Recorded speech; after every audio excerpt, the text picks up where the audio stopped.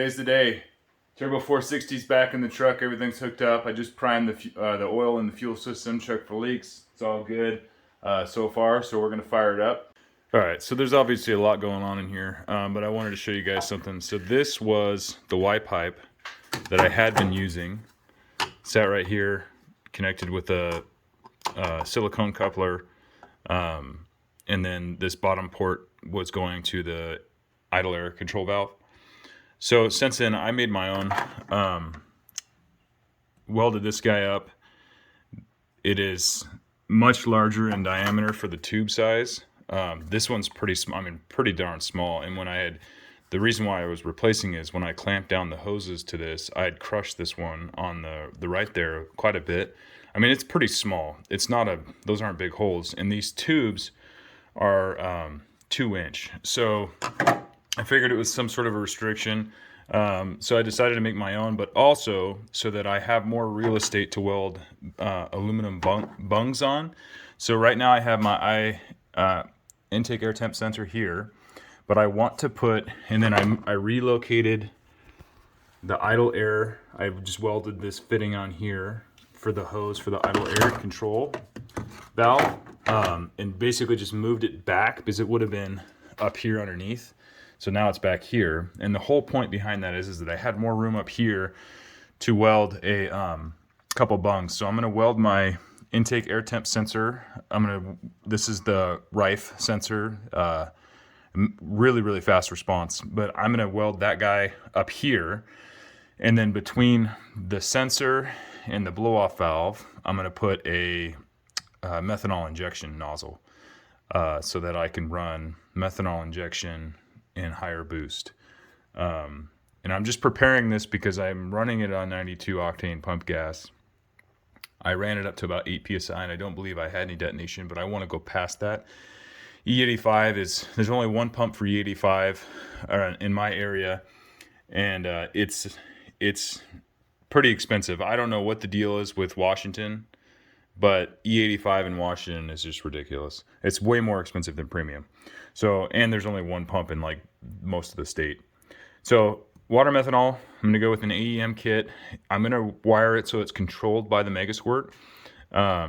And then, so I'll put my intake air temp sensor here. I'll put a nozzle here so it's not gonna interfere with the blow off valve or the idle air source, so that there's not puddling of water or methanol in there. Or methanol blowing out here.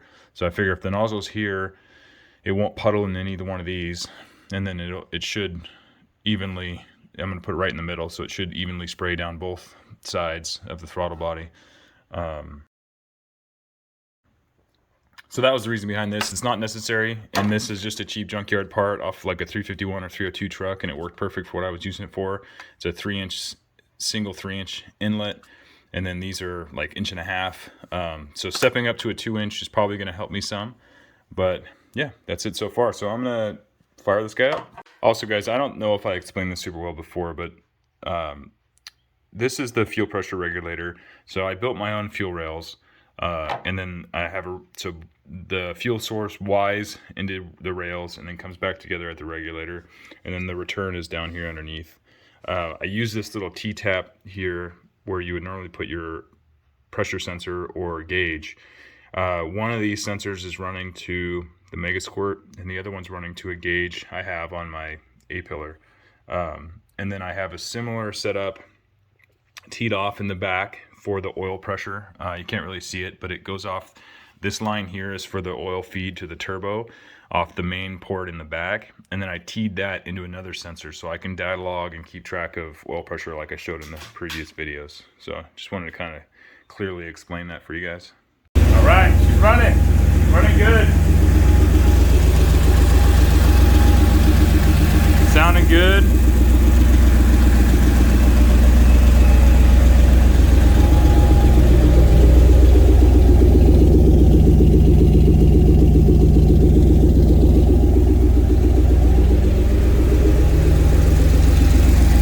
Sounds real nice. Throttle response is much better than what it was.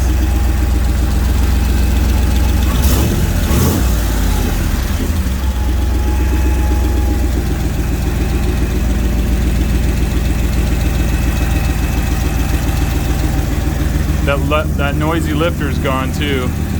I do have a problem though, of course. Alternator's not charging.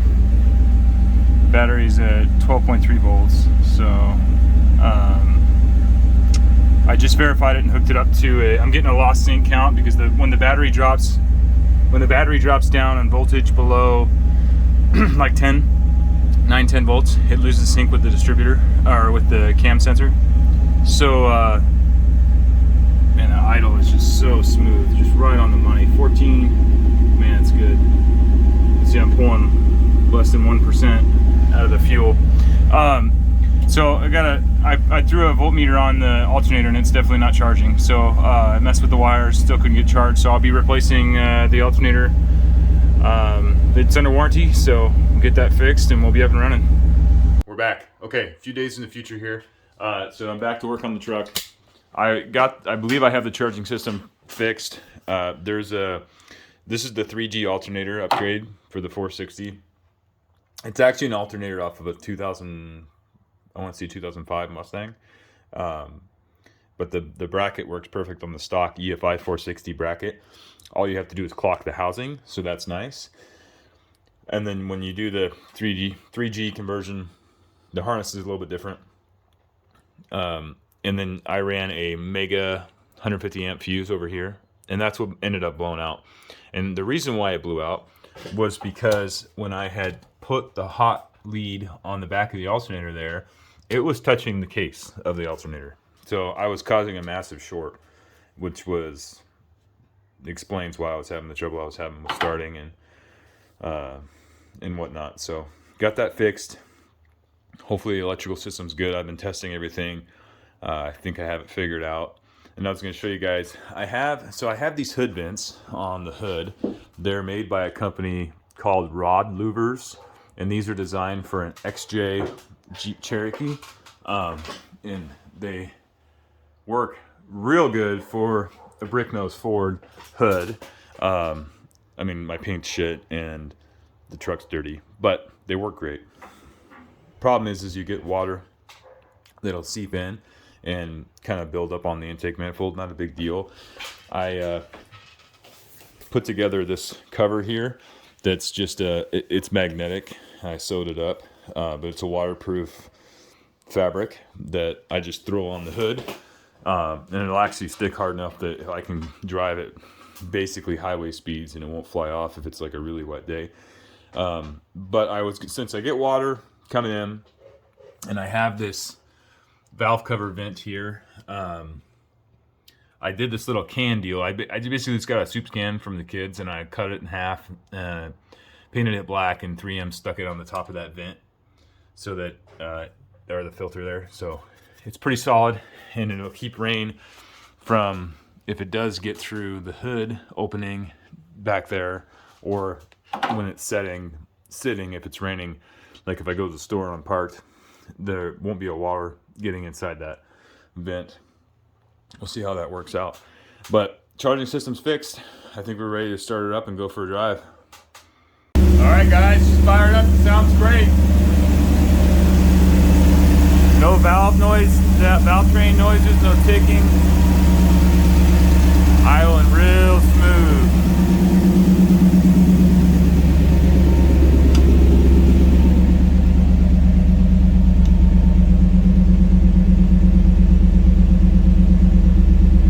No lost sync, my voltage. Battery voltage is charging nice and good there, so saved myself a couple $100 on an alternator. I'm stoked about that. We're a little rich. Pull some fuel out of it here on a warm-up enrichment. Yeah.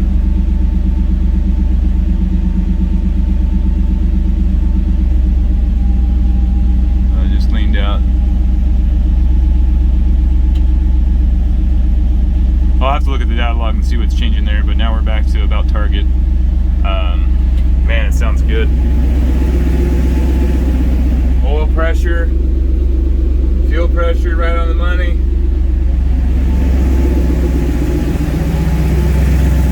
No leaks.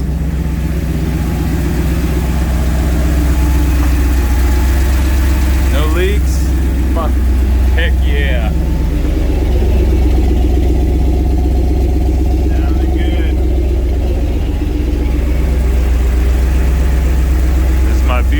little VS Racing S480. All right, let's go for a drive.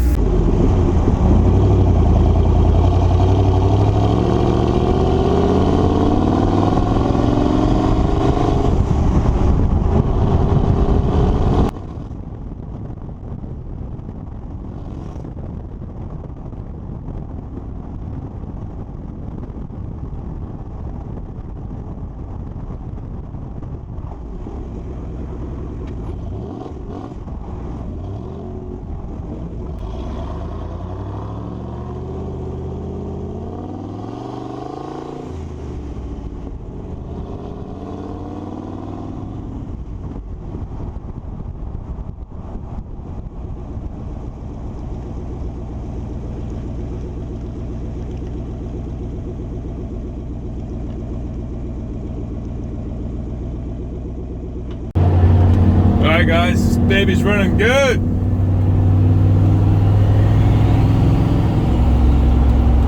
Real good.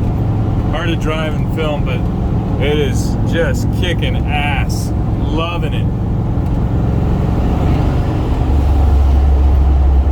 Just need people to get out of my way. Alright, she's running great. Just got back a little bit ago from my drive there. The truck's running fantastic. Everything seems to be working really well. The tune's pretty well dialed. So on the next video, we'll show some boost controller settings, get into boost, do a little bit more break-in, some more road tuning, hopefully a couple burnouts or two, but get into power. We didn't get into much boost there. I only hit about 2 or 3 PSI. But my main concern was to make sure I didn't have any leaks and that everything was sounding good, which it is. So I'm very excited.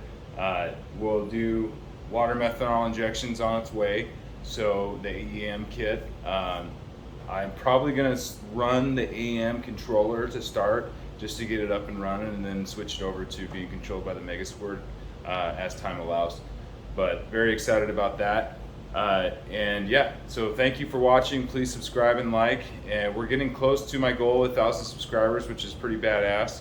And you know, once this truck's dialed and everything's good to go on it, then the plan is in the works for a brick nose Bronco.